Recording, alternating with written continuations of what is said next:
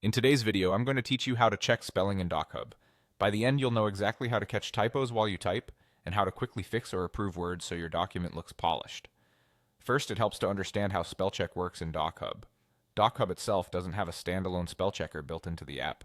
Instead, it relies on the spell check that's built into your web browser.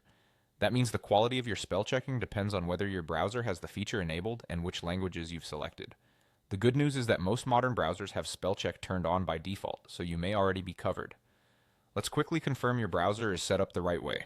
I'll use Google Chrome as the example since it's very common. Open Chrome and click the three dots in the top right corner, then open Settings. Navigate to Languages and then Spell Check. Make sure spell check is turned on for the language you're writing in. If you work in more than one language, go ahead and enable each language you plan to use.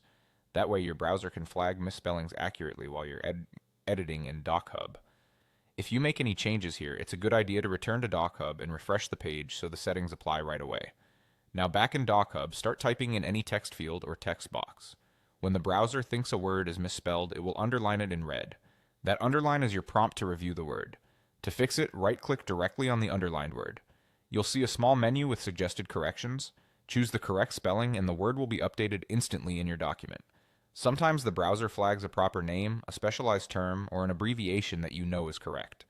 In that case, right-click and add it to your dictionary. This tells your browser to recognize the word in the future, so it won't keep marking it as a mistake across other sites and documents. Use this sparingly and only for words you're confident are correct. If you're not seeing red underlines when you expect them, double-check that spell check is still enabled in your browser settings and that you selected the right language. Also make sure you're typing in an actual text field within DocHub. And that's it.